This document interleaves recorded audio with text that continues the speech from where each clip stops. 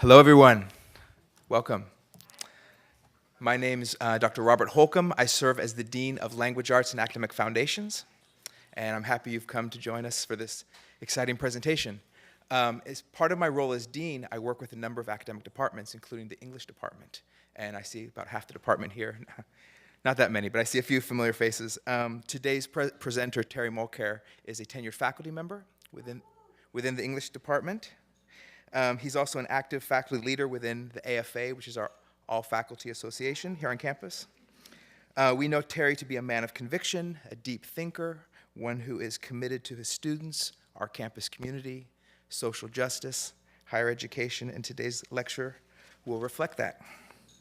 He has 3 degrees from 3 public universities, from UC Santa Cruz, University of Wisconsin at Madison, and UC Berkeley. He once wrote a manuscript that was entitled The Aesthetics of Laissez-Faire. And you'll hear something about that here today. It wasn't published, though, and that led him to not attain tenure at a previous institution, but that's okay, because it led him here with us. So.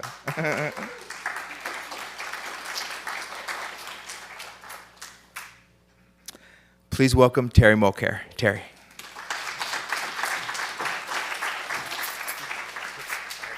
Thank you, Robert. And I just need to pass on a note of thanks to my colleague Marco Giordano. There he is, who kind of originally got the idea for several of these talks going. So thanks, Marco. Okay.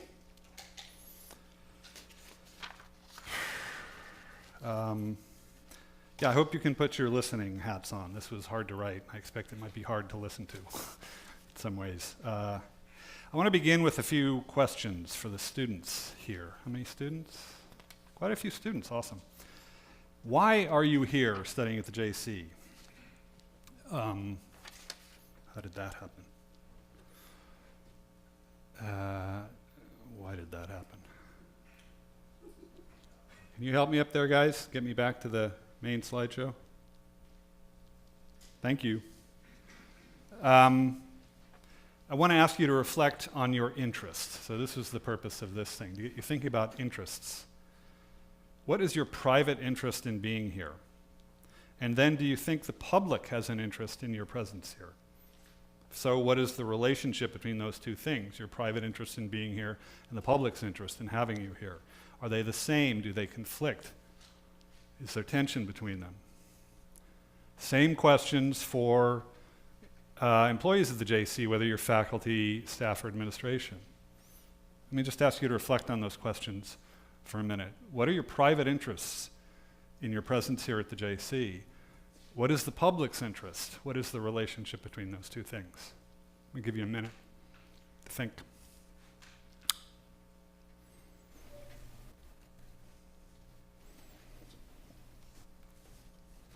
A full minute.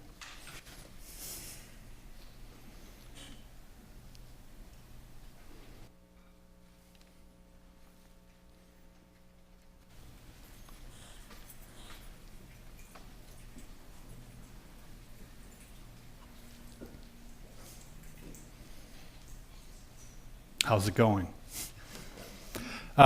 Please talk to some people nearby. What kind of answers did you come up with? I'm interested in whether this was difficult or easy.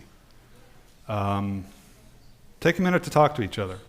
What are your private interests in your presence here? What are the public's interests? How are those in conflict?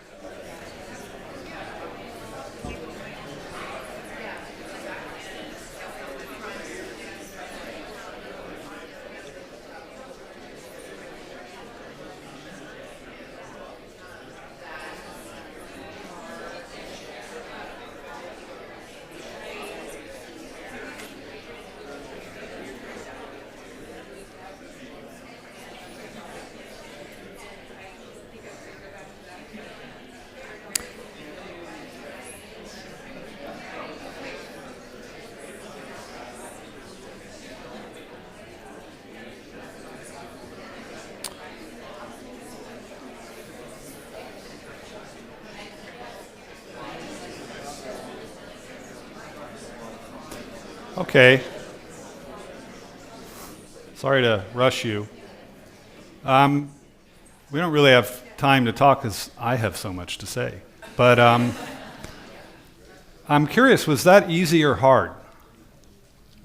How many of you found it hard to answer those questions? How many of you found it easy? What about the conflicts and tensions? Are those hard problems? I'm seeing a nod. Okay, so you can identify public and private interests, and you can also identify tensions between them, and resolving the tensions is not necessarily easy. Am I making that noise?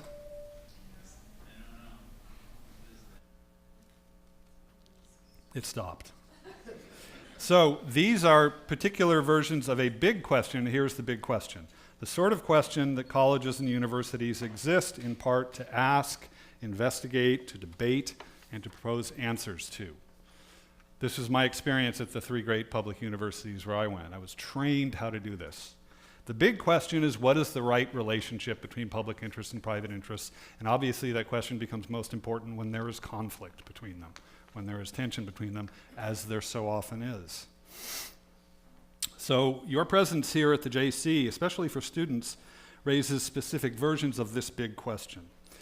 The public does indeed have an interest in your presence here at the JC. That interest is expressed in the money the public devotes out of taxpayer revenue and under the direction of state law to pay the costs of your presence here. For every dollar you spend on course enrollment fees at the JC, the public spends approximately $4. In dollar terms, the interest of the public in your presence here is 4 times as great as your interest, students. Back in 1976, when I enrolled at West Valley Community College in Saratoga, I paid $0 per unit in course enrollment fees. Strictly mathematically speaking, the public interest in 1976 was infinitely greater than my personal private interest. The college's publicly stated mission then was that it would offer free admission to any student capable of benefiting from instruction. Between 1976 and now, the public appears to have perceived and responded to a conflict between its interest and the private interest of students attending the community college. In short, the public has decided that it was paying too much for its interest in education at the community college and that students needed to pay more. What accounts for that change, and what change in the mission of the community college has it brought about? Now, the $46 predates the student success era, but the student success era is an expression of those changes, and that's what I want to explore here today. I hope it's clear that these are political questions. The resolution of conflicts between public and private interest is politics. Before I turn to the student success era, though, I'd like to provide some context. This will take about 10 or 15 minutes by reviewing the history of answers to the big question, what is the right relationship between public interest and private interest? The first answer is the laissez-faire answer. Laissez-faire means roughly let them do what they want. Specifically, laissez-faire ideology holds that if government just gets out of the way and leaves individuals free to pursue their own private interests, the result will be the best possible outcome for all individuals and for the public in general. This is a hugely influential idea. I would say it's one of the handful of the most influential ideas over the last 200 or 300 years of human civilization, at least since the United States declared independence from Britain in 1776. If you've seen Oliver Stone's movie Wall Street, you're familiar with a famous expression of this idea in Gordon Gekko's proclamation that greed is good, greed works.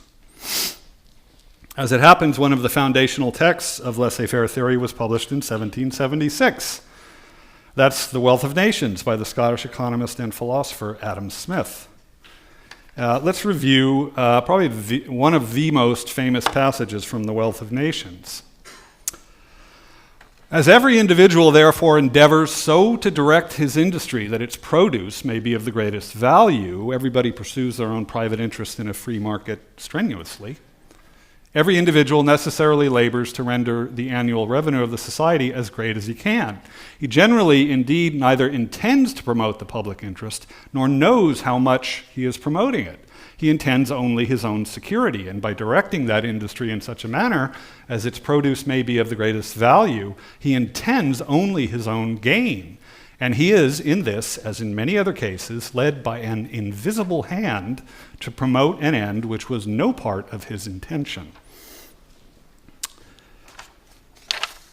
What many economists and politicians and capitalists between 1776 and now have taken Smith to be saying is something like this.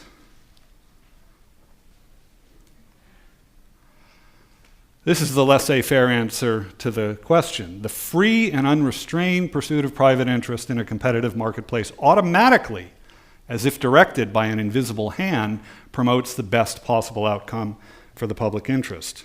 It is a dazzling idea. Not only does it answer our big question, it gets us off the hook from ever having to ask it again. Just let the market and its private players run as freely as possible, and the invisible hand of the market takes care of everything else. The most important representative of the laissez-faire answer in American politics over the last 50 years was the politically conservative Republican president Ronald Reagan.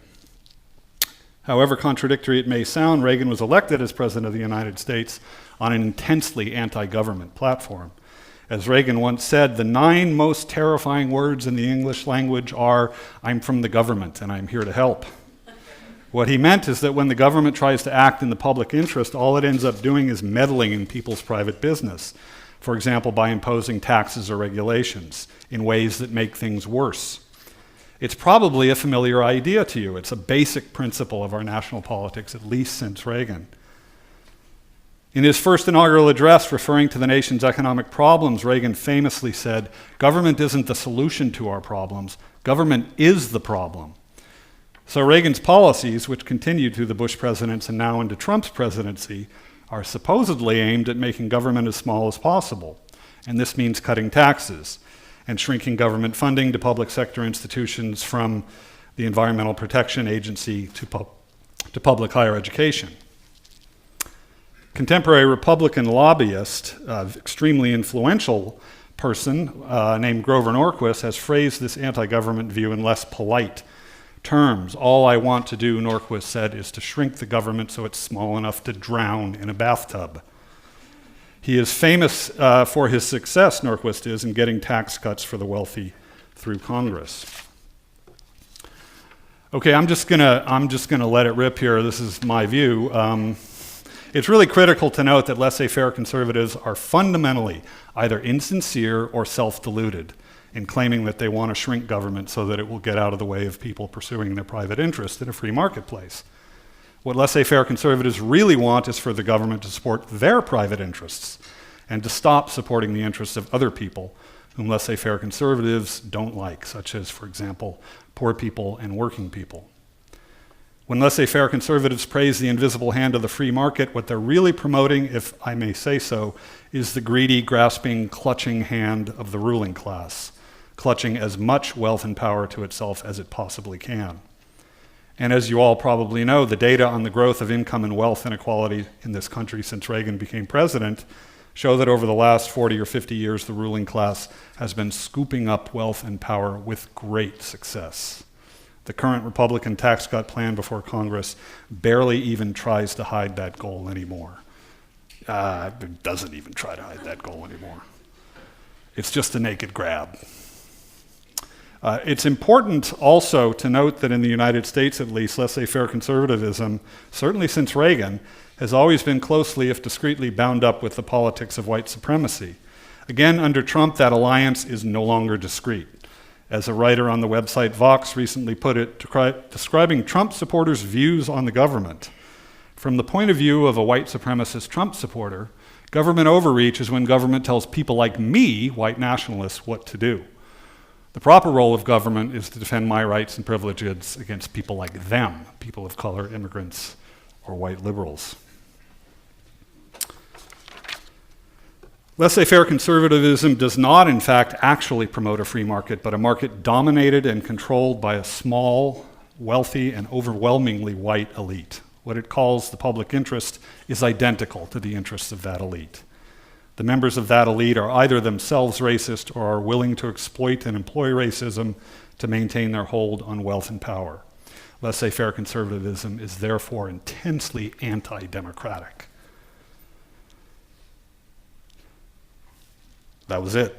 Let it rip. Attentive readers among you will have noticed that Adam Smith himself did not actually express the logic of the laissez-faire answer, which I have just summarized. Smith's invisible hand of the free marketplace takes care only of the public's interest in producing as much national wealth as possible. Smith himself realized that the public had many other interests, including placing limits on income inequality, that the invisible hand of the market could not be trusted to take care of, and that regulation of the market to favor workers and restrict the greed of capitalists was essential to the health and longevity of free markets. In other words, Adam Smith was a liberal. And here's my version of the liberal answer to our big question. And I realize this is a polemical answer, but it's my answer for our purposes here. Societies whose economies are built around well-regulated, relatively free marketplaces have the best chance to strike the right relationship between private interest and public interest. Liberal politics are about promoting the right kinds and varieties of regulation to balance private freedoms in a productive marketplace with the public interest. And this is something that takes constant work and adjustment and correction by the citizens of a liberal society. Citizenship, in this context, refers to the condition of being informed, trained, motivated, and otherwise equipped to participate in and pass judgment on that political work. Liberal politics are therefore democratic, at least theoretically. They invite all citizens in, while recognizing that maintaining an informed, discerning, and engaged citizenry requires robust public institutions and constant work. Liberal politics in America have long depended specifically on a robust public educational system, and especially on public higher education, to cultivate the skills in its citizens that make it possible for this work to go on. The writer Marilyn Robinson, who has taught for decades at a great public university, the University of Iowa, says that the crucial role of public colleges and universities is, quote, training students in skills of citizenship. Unlike laissez-faire conservatives, liberals must constantly worry about the answer to our big question. In a liberal society, the question of the right relationship between public and private interests must constantly be in the way of being asked, investigated, debated, and answered anew. Again, public institutions of higher education have traditionally been crucial to this ongoing task. Okay, neoliberalism. Again, perhaps a polemical definition. This is a controversial term. But here's a working definition. All human activity is most effectively motivated and organized in the environment of a free marketplace. This means that all social problems, all matters of the public interest, including problems of the environment such as climate change, and problems of social justice such as income inequality and racism, can and should be solved by appealing to the private interests of individuals competing in a free market environment. In fact, neoliberalism holds that market forces represent not only the best, but really the only genuine and effective solution to such problems.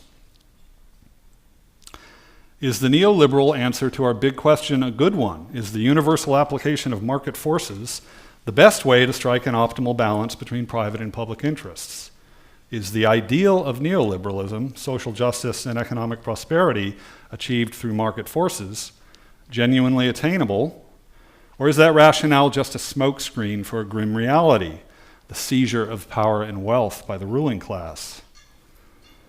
The student success era is a test case for these questions. It's a neoliberal project for arranging the balance between public and private interest in the community college system. Here is the basic neoliberal premises at the heart of the student success project. The community college as a public institution has been very inefficient and wasteful. It would never survive in a free market for higher education. The mission of offering free admission to any student capable of benefiting from instruction costs way too much. Lots of students never finish degrees, or they just run up huge costs at the public expense. Whereas Grover Norquist would recommend drowning SRJC in a bathtub, neoliberals much more reasonably say that the college needs to change so that it runs more like an efficient, productive private sector business. Specifically, it needs to be more like a factory, dedicated to the maximally efficient production of students with certificates and degrees who can then be delivered to the job market, where students can pursue their private interest in a job and employers can satisfy their private interest in finding workers. Plus, since neoliberals assert a commitment to social justice, they also think that these reforms can erase long-standing equity gaps in the production and certificates of degrees and certificates between all student demographics. If there is a single organization most responsible for the promotion of these ideas and for lobbying the state legislature and the governor to pass laws that seek to remake the college in the image of a factory, that is the Lumina Foundation for Education. Lumina is a nonprofit created in the year 2000 when a private sector student loan corporation called the USA Group, the largest private administrator and insurer of student loans in the country, spun it off and gave it $700 million to act as a think tank, a research body, and a lobbying agent for neoliberal educational reform. The Lumina Foundation is now worth about $1.5 billion. It spends tons of money lobbying the federal government and state legislatures all around the country. Okay, this is a representative example of the Lumina Foundation's key ideas about higher education. Increasing numbers of economists, labor experts, and employers agree that for the nation to be economically secure and socially stable in coming decades, our higher education system must be a more efficient engine for human capital development. Want to get your human capital developed? You're in luck. What does it mean to efficiently engineer and develop human capital? A recent book titled Redesigning America's Community Colleges offers probably the most influential set of answers to that question. I think it's fair to describe this book as something of a Bible for proponents of the student success era and its neoliberal rationale. The authors say that community colleges can no longer afford their traditional mission. The public, so say the authors, is no longer willing to pay for that. Instead, they say that the public wants the colleges efficiently to produce more graduates for the job market. Specifically, the authors set forth the following economic rationale, which entails a new mission for the community colleges. Assuming that the public will not pay for any funding increases to the community colleges, and assuming that the public is demanding higher rates of graduation from the community colleges to meet job market demand, then the mission of the community colleges in the student success era is to increase graduation rates while holding down costs, or in other words, to produce graduates at a lower, quote, cost per completion, that's from the book, or a lower unit cost per certificate or degree. That's the mission. So I don't know if you're familiar with industrial engineering, but this is an industrial engineering mission. And I'm letting my bias slip. It's really not an educational mission. Yeah. Okay, so if this is confusing to you, here's an analogy that I hope will help. Say the shareholders of Pepsi Corporation are unhappy with the dividend they're earning per share that they own. At the shareholder meeting, they express their unhappiness, and so the order comes down to the Pepsi factories. We need you to produce and sell more cans of Pepsi while spending less money per can produced. It's the same thing. That's the basic economic logic of the student success era, precisely the logic of a private sector factory. You are the product, the can of Pepsi. I am the factory worker filling you with Pepsi and sending you out for sale in the job market. The public is the shareholders in the Pepsi Corporation. What the Student Success Act is telling me is to speed up the production process while at the same time spending less to produce each can of Pepsi. The president of Skyline College down in the Bay Area is a big proponent of the Student Success Program, and Skyline's new motto puts it well: get students in, get them through, and get them out. There's actually a term in industrial management theory for this sort of efficient acceleration of the production process. The term is throughput. The historian Alfred Chandler, studying the development of the factory system in 19th century America in his book, The Visible Hand, wrote that such an increase in the speed and volume of the flow of materials within a single plant or works was called throughput. So throughput has become an important term for industrial engineering theory and practice. In sum, an accelerated educational process, getting them in, getting them through, and getting them out more quickly and thus more cheaply is the explicit and central goal of the student success era. It is thus no coincidence that one of the major pedagogical innovations of the student success era in California community colleges calls itself the California Acceleration Project. I have heard CAP leaders in public sessions describe their goal in terms of increasing throughput of students. The term appears frequently in the CAP literature. For example, the RP Group is a nonprofit educational research agency with ties to the Lumina Foundation. It works closely with the California Acceleration Project, tracking its success in increasing outputs of certificates and degrees. And the RP Group frames the problem addressed by CAP as follows: low completion of transfer level English and math among basic skills students, or in other words, low throughput of basic skills students. The solution to the problem, it follows, is to increase throughput. As you can see by the title of the RP Group paper, CAP is focused on what's probably the single most important social justice goal of the student success era, in my opinion, which is increasing equity in completion and graduation rates for students from historically underrepresented groups. This is an extraordinarily important goal, and the data measuring CAP's progress in closing completion gaps is on its face compelling. I think achieving such equity is a critical matter of the public interest, and I believe that the faculty founders of CAP and other faculty involved are sincerely and admirably committed to equity. Is the neoliberal industrial logic of the student success era enabling the California community colleges to achieve that goal of equity? I'm afraid I believe the answer is no. By way of explaining why, let me offer a couple of reflections on what might be your private interest in being here at Santa Rosa Junior College in the era of student success, and check those interests against the industrial logic that I've just set forth. Let's say that you have a private interest in a degree from SRJC because you have a private interest in getting a job that degree will qualify you for. The public also has an interest in seeing jobs filled and in seeing you pay taxes. So far, so good. Let's use the vocabulary of neoliberalism to describe the money and time you spend privately to study here as your private investment in your degree and your employment. The job you get and the money you earn will be the return on your investment. With the job your degree qualifies you for, you will earn over your lifetime many times more than the amount you spent here at the JC, and much more than you would have if you hadn't completed a degree at the JC.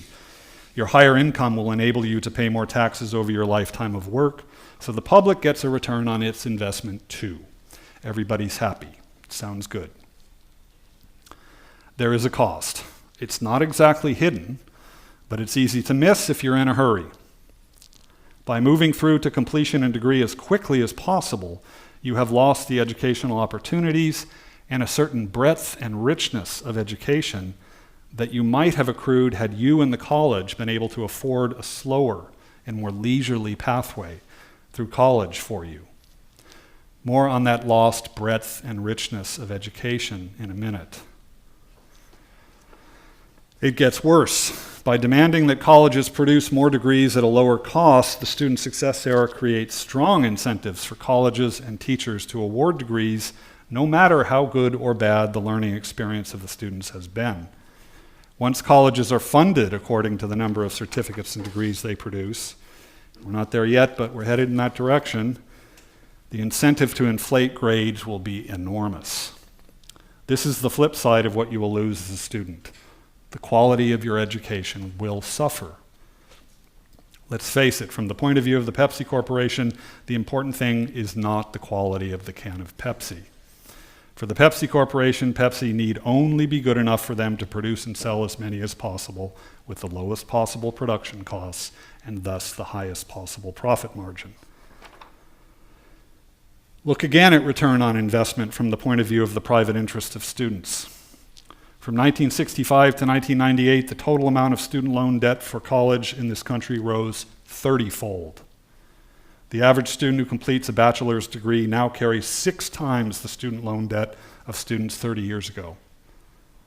Remember that the Lumina Foundation was spun off from the country's largest private company for administering and insuring student loans.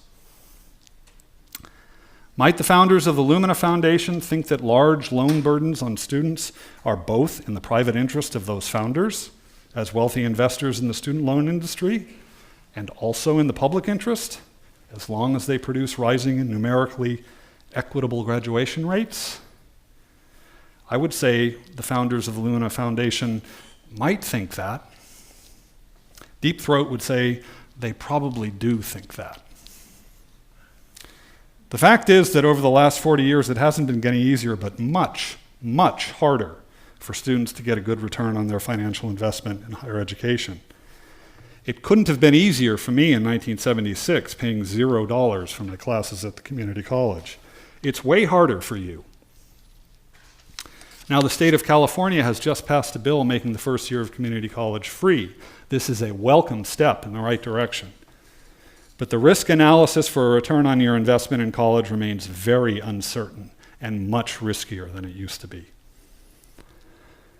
And finally, consider equity. The ideal of the student success era is that students from historically underrepresented groups will finally have an opportunity equal to that of white students and others to earn certificates or degrees, and so equipped with degrees to compete fairly and equitably in the job market for good jobs and economic security and prosperity. This is an enormously and critically important social goal for our state and our country, and I believe deeply that the community college has a major role to play in reaching it. But I submit to you that the factory model of student success holds out the promise of reaching that goal only by surreptitiously changing 2 critical definitions. The first is the definition of a degree. In the factory model, a degree now signifies the completion of an industrial process whose highest values are speed and cheapness. That's not what a degree used to signify. If you're a student from a historically underrepresented group, in fact, if you're a student from any group, you need to know that the foundational assumption of the student success era is that the public has an interest in spending less on your degree than it did on mine. To encourage you to get in and out as quickly and cheaply as possible, the student success era imposes caps on your total units that were not imposed on me and my generation. It pressures you to pick a major or program as quickly as possible and to stick to that major or program in ways that did not apply to my generation. It puts limits on repeatability of courses that didn't exist for me and my generation, and strictures on financial aid that didn't exist for me and my generation. For the sake of achieving numerical equity in graduation rates between student demographics, the student success era stealthily puts in place a historical inequity, denying not only to students from historically underrepresented groups, but to all students the quality of education and the level of financial investment for each degree that was offered to majority white students in past generations. The related but even more important surreptitious change is in the definition of a student. Let me offer this very traditional definition of a college student: a novice learner seeking and aspiring to mastery and knowledge and practice of a specific discipline. The novice learner may not yet even know what the discipline is. He or she may need to explore for a while to settle on a specific aspiration, on the discipline that best suits her interests and gifts. Different learners take different amounts of time to achieve mastery. Different disciplines have more or less obvious relevance to employability. It's the student's right and responsibility to sort that relationship out herself. The student success era, in telling you literally to get in, get through, and get out, sweeps aside that rich human diversity, claiming that it costs too much to give it due respect. It treats you more like a can of Pepsi. Or, as Alfred Chandler might say, like a slug of pig iron sitting at the gate of a steel factory. If you're a slug of pig iron, and the goal is to turn you into a steel beam and then sell that beam in a free market, then it makes sense to turn you from a slug of pig iron into a steel beam as quickly and cheaply as possible. But you're not slugs of pig iron, nor are you cans of Pepsi. When I look at you, I still see students in the traditional sense, aspiring learners, seeking mastery. No act of the legislature can turn you into an industrial product. Is it really in the public interest to remake the college in the image of a factory? Well, I'm a member of the public and I say, hell no. I'm totally up for paying higher taxes to pay you to stay in college, to give you the time and space to explore the range of disciplines and decide which one is for you, to experience college as a rich and welcoming experience that you want to enjoy at your leisure, rather than flogging you to get in and out as quickly as possible, as if college were some kind of ordeal or punishment to get over with fast. Let's look again at who the public actually is in the literature of student success, the public that refuses to pay more, that demands more efficient production, and so on. Economists, labor experts, and employers. Which one of those three groups is different from the other two? Might it be the case that the economists and labor experts the Lumina Foundation refers to are either directly or indirectly employed by the employers? It might be the case. Might it be that the employers the Lumina Foundation refers to here, at least some of them, happen to believe, with Gordon Gekko, that greed is good? They might believe that. Deep Throat would say they probably believe that. Now, to be fair, they might not. Some of them might not.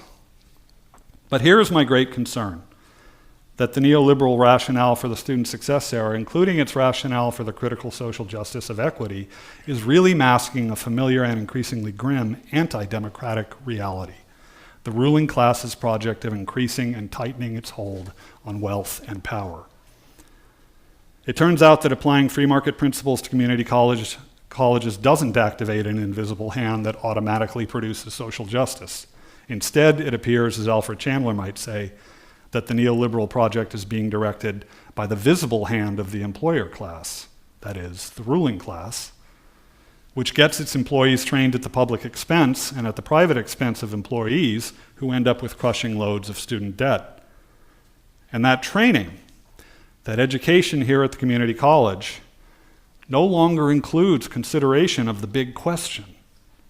Is the student success version of the relationship between public and private interest a good one?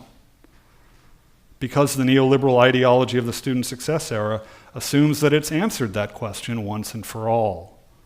Got an issue with the relationship between private and public interest? Apply the forces of the free market. It's fast, it's cheap, and it's easy. Neoliberalism proposes that the scope of one's citizenship is mostly covered by one's pursuit of private interest in a competitive market environment. To imagine that the scope of citizenship can so be limited is, I believe, a terrible and deadly error. I believe that a genuinely free and independent citizen is a glorious creature. He or she, of course, works in pursuit of private interests, and in that work adds to the total of social wealth. That is a crucial feature of citizenship. But he or she is also a member of many other larger communities. She is, for example, a lover of beautiful things and a member of various communities who share her love of beautiful things, including things for which there is no market. Children, the natural world, the history of her people, the truths that emerge from scientific inquiry, the great songs and stories that have been handed down through generations, and the wisdom they convey. And she brings this knowledge and these loves to her consideration of the great public questions of the day. What does a fair and just society look like? How might we move closer to that ideal? How can we use technology genuinely to improve our lives without destroying ourselves? How can we save free and democratic societies from what seem to be their tendencies periodically to collapse into ethnic nationalism and authoritarianism? How much is it worth to the public to ensure that the citizenry is able to articulate, investigate, debate, and offer answers to such questions?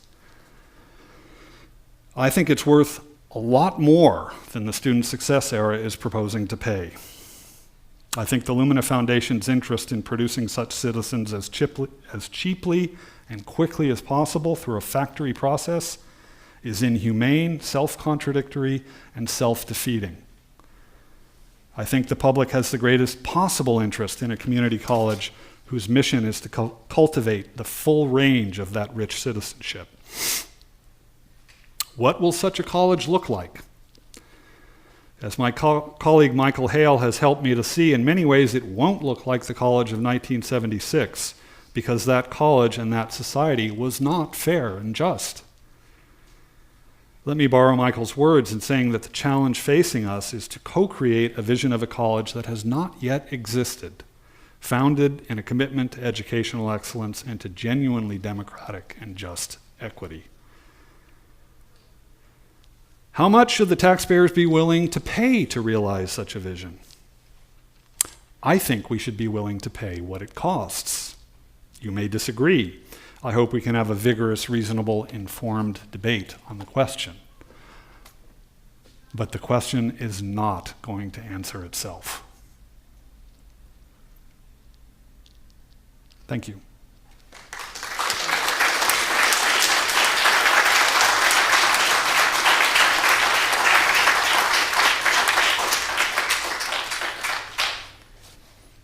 We have a few minutes for comments, questions.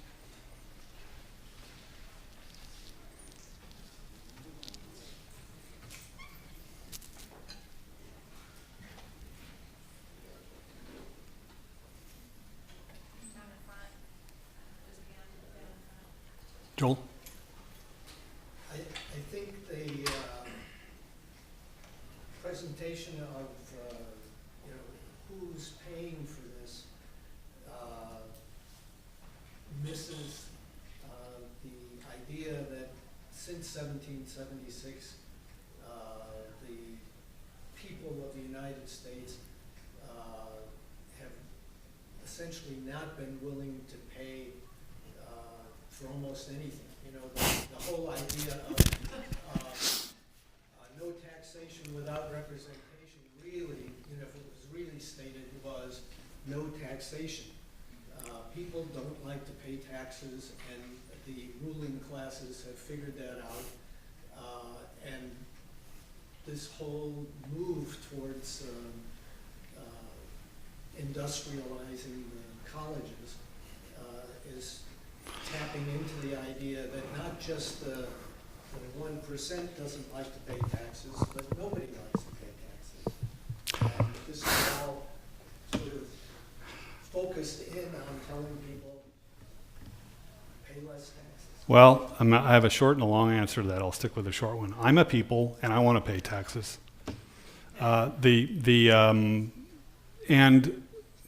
Just to touch on the longer answer, to go back to 1976, the state of California, for complicated reasons, and that's the long answer. In 1972, it was paying for free admission to the University of California. I mean, there are examples in American history where Americans have wanted to do great things publicly. Yeah. Is, in your research, the same thing happening in private higher education institutions? This impoverisation of degrees? No. No. Well, I mean, again, at the Ivy League, this isn't happening because the Ivy League is the ruling class, right? So the ruling class will continue to get a different kind of education. It won't be a factory there, but there's all sorts of collateral damage being done there by this understanding of what education is and what a student is, too, I think. That idea is pervasive. Yeah. It seems like that could ripple outward because, I mean, if you have people who are low skilled coming out of the JC system, which they necessarily will be much lower skilled, they go into higher education without the skills necessary there. It just seems like it would, I don't know, snowball. Yeah, and I think this is a gross oversimplification, but I'll say it anyway. I mean, we've just finished reading 1984 in the English department, and O'Brien, or actually Emmanuel Goldstein, I think, says that what the party realizes is that to maintain power, you need to keep the masses poor and ignorant. Somebody's thinking that, believe me, maybe not, the agents of the Lumina Foundation, but believe me, somebody is sure thinking that. Was there a question over there?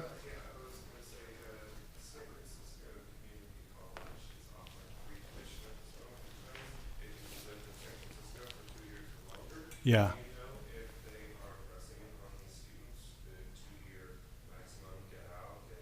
Most of the stuff that I've mentioned here is statewide, it's system-wide, it's not local. And San Francisco Community College, as you know, has been through a horrible crisis, and what they're trying to do is rebuild their enrollments because their fundings are still based, their state funding is still based on enrollment. Yes? I have a comment. In the early 80s, or like about 83, I was involved, part of the Contra Costa College Handicap Advisory Committee, and I have printed notes from a meeting where it was actually brought in about here at the JC, the office is called Disability Resources, and it was brought.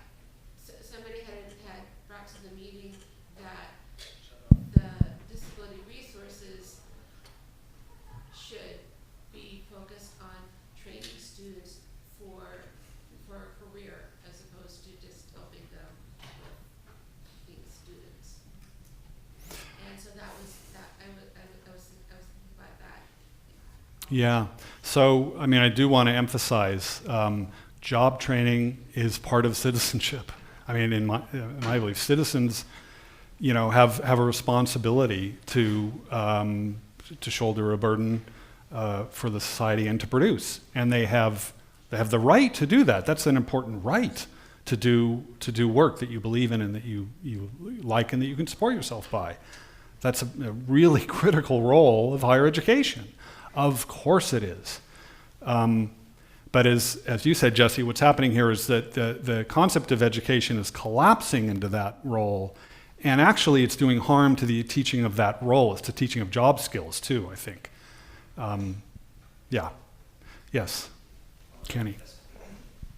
Are SRJC professors being pressured to pass students through their classes with passing grades? In the student success era, I think a lot of, probably most of the faculty, to the extent that they are sympathetic, and I think this is true of most of the faculty, with the equity goals of the student success movement, that this is an issue in a way that it didn't used to be. I don't know if that's an evasive answer. I think different people will have different answers to that. But as a general answer, I think that question is more urgent in some ways than it has been before. Eric?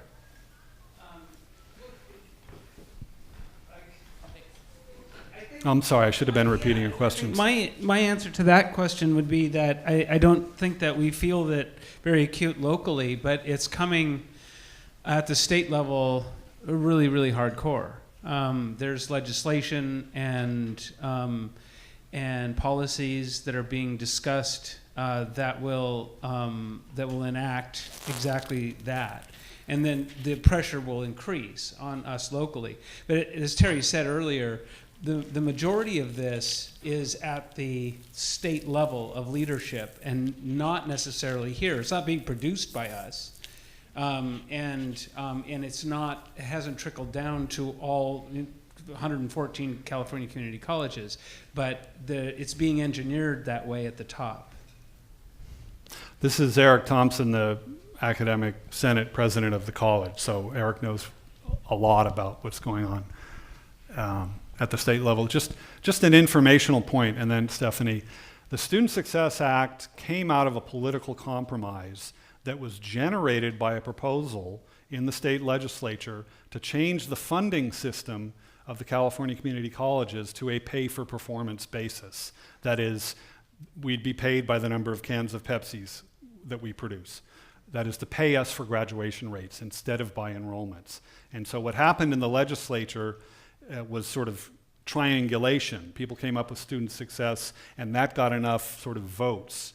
It didn't change the funding scheme to funding per outputs, and if that pay for performance scheme.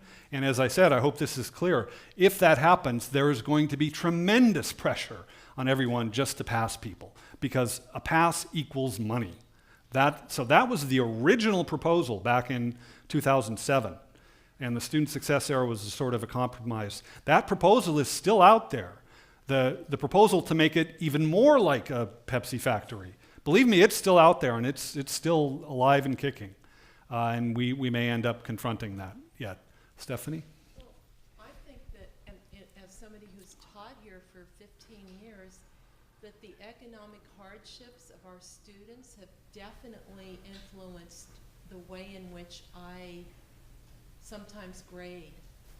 And I think our the quality of our education is affected by the hardships that we see our students have. I've had students, like all of us have, who teach here, have to drop a class because their family's moving out of the state or out of the county.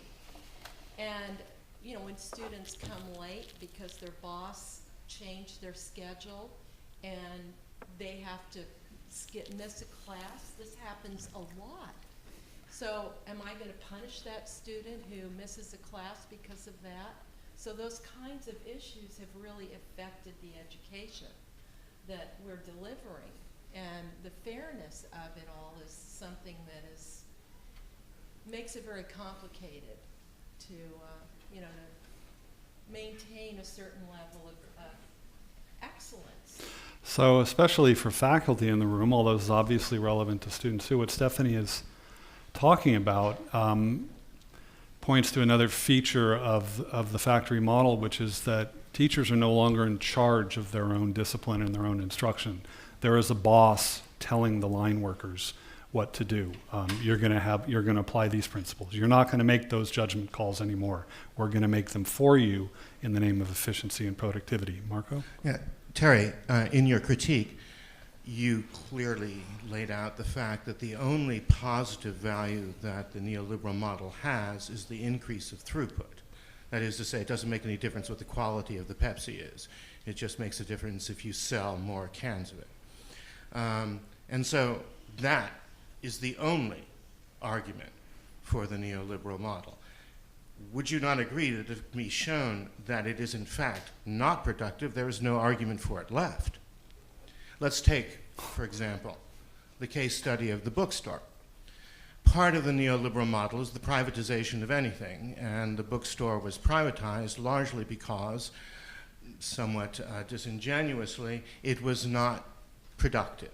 It was running at a loss, and is now presumably not doing so. Suppose, for example, the counter model were to exist, that the students ran the bookstore, that they deliberately ran it for a loss, and that more students, because they could afford more textbooks, took more courses, thus solving the completely unaddressed problem of the institution of falling enrollments, and then also presumably distributing more income throughout the community and thereby making the cost to each taxpayer of the community college that much less.